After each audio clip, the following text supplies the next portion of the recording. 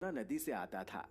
लाल किले की वास्तुकला इस्लामी, फारसी, तैमूरी और हिंदू शैलियों की मिली जुली शैली का शानदार नमूना दिखाती है। शाह महल के नाम से भी मशहूर दीवाने खास, दीवाने आम या आम लोगों के लिए बना सभा भवन और इम्तियाज महल के नाम से भी प्रसिद्ध रंग महल लाल किला। अस्सलाम वालेकुम, नमस्ते, सत श्री अकाल। तो कैसे हैं आप सब?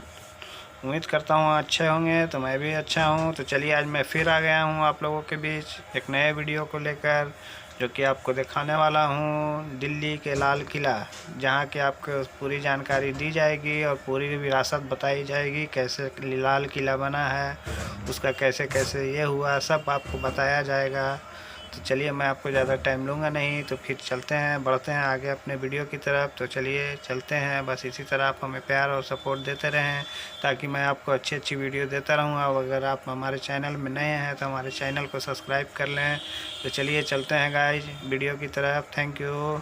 करेंगे। जी हाँ, दिल्ली की आन बान और शान लाल किला के बारे में आप बहुत कुछ नहीं जानते होंगे, लेकिन इस वीडियो के माध्यम से आप एक एक चीज के बारे में जान पाएंगे। तो पूरा वीडियो जम के चिपक के देखने का भाई लोग। लेकिन आगे बढ़ने से पहले प्लीज हमारे इस चैनल को लाइक कीजिए, शेयर कीजिए, सब्सक्राइब कीजिए और हाँ, बेल आइकन जरूर दबाइए, ताकि ज्ञान के पिटारे से निकला ज्ञान सबसे पहले आप तक पहुंचे। तो आगे बढ़ते हैं। दिल्ली में स्थित लाल किला मुगलों की शानदार विरासत की कहानी कहता है। ये यूनेस्को विश्व धरोहर स्थल बेहतरीन लाल बलुआ पत्थर से बनाया गया है। ये किला मुबारक के नाम से भी जाना जाता है। इसमें कई सुंदर महल, गुंबददार इमारतें और मस्जिदें भी हैं। मुगल सम्राट शाहजहां ने लाल किलों को अपनी राजधानी शाहजहांबाद के महल के रूप में बनाया था। लाल किला अपनी विशाल दीवारों के लिए प्रसिद्ध है। किले का निर्माण 1638 से 1648 के बीच 10 सालों में पूरा किया गया। लाल किले की अलग बनावट और शानदार वास्तुकला को देखकर राजस्थान, दिल्ली और आगरा के कई स्मारकों को बनवाया गया है। अगर सैलानी पुरानी दिल्ली की सैर कर रहे हैं तो ये ऐतिहासिक किला इस सैर को और खास बनाता है। साथ ही सैलानियों को एक बीते युग की भव्यता की तारीफ करने का मौका देता है। लाल किले से यमुना नदी का खूबसूरत नजारा दिखाई देता था, लेकिन समय के साथ ये नदी सिकुड़ती गई। इतिहासकार बताते हैं कि किले में पेड़ों से घिरी एक छोटी नहर बहती थी, जिसे नहरे बहिश्त या जन्नत की नदी कहा जाता था। इसका पानी यमुना नदी से आता था।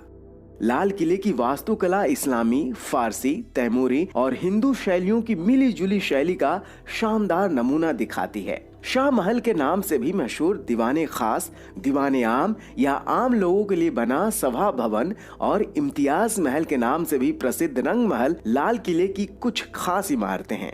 कम ही लोग जानते हैं कि लाल किले में अंग्रेजों के सैनिकों के लिए बनाए गए कई सैनिक निवास भी हैं। सन 1857 में आखिरी मुगल सम्राट बहादुर शाह जफर को गद्दी से हटाने के बाद अंग्रेजों ने यहाँ ब्रिटिश सेना के सैनिकों के रहने के लिए इंतजाम किए।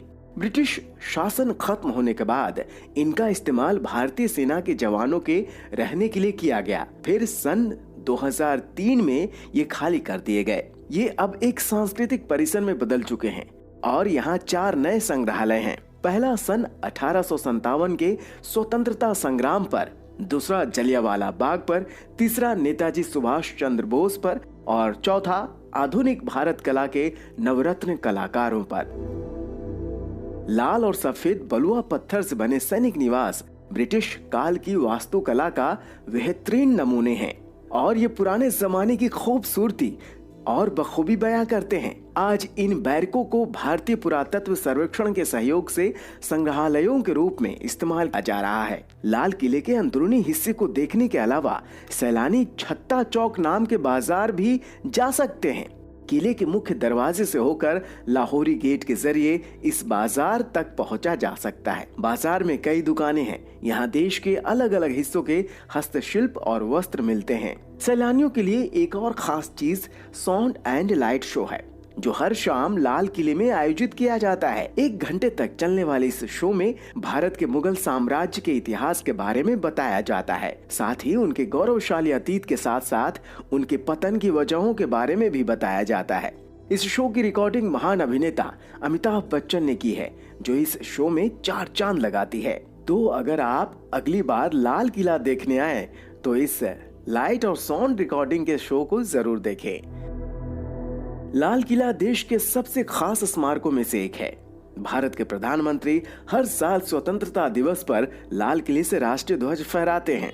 लाल किले का रंग महल राजघराने की महिलाओं के लिए एक महल था, जो कि महिलाओं के लिए बनी जगह या जनाना का एक हिस्सा था। इस इमारत से गुजरते हुए कोई भी व्यक्ति ये एहसास कर सकता है कि गुजरे जमाने में इसकी भव्यता कैसी रही होगी। 5 बड़े मेहराब से होते हुए सैलानी महल में जाते हैं। जैसे ही सैलानी हॉल में घुसते हैं, कमल के आकार के फव्वारे उनका स्वागत करते हैं। इस फव्वारे का पानी संगमरमर से बनी नालियों से बहता है। लाल किले में मौजूद खास महल एक महल जैसी इमारत है, जिसके बारे में माना जाता है कि ये शाही लोगों के रहने की जगह थी। 4 हिस्सों में बटी इस छोटी सी इमारत में एक बैठक है, जिसमें सोने के फूलों से सजा प्राचीन सफेद बरामदा है। यहाँ की एक और खास चीज है, एक खूबसूरत कमरा जिसे ख्वाबगाह या सपनों का महल कहा जाता है। वास्तुकला का एक और शानदार नमूना है मोती मस्जिद। ये सफेद संगमरमर से बनी 3 गुंबद वाली इमारत है। इसे मुगल सम्राट औरंगजेब ने सन 1659 में लाल किले में जोड़ा था। पूरी मस्जिद पर सुंदर और बारीक नक्काशी की गई है। इसके दरवाजे तांबे से सजाए गए हैं और इन पर भव्य चित्र बने हैं। हयात बख्श बाग में स्थित जफर महल लाल बलुआ पत्थर से बनाया गया है और पहले से मौजूद पानी की टंकी के बीच में बना है। अंग्रेजों के जमाने की सैनिक निवास के पीछे मौजूद इस छोटी सी इमारत में मुगल सम्राट बहादुर शाह जफर गर्मियों में रहा करते थे। ऐसा माना जाता है कि लाल किले में मुगल बादशाह शाहजहां की पसंदीदा जगह शाही बुर्ज थी। यहाँ उन्होंने अपने साम्राज्य को चलाने के लिए रणनीतियां बनाई थी।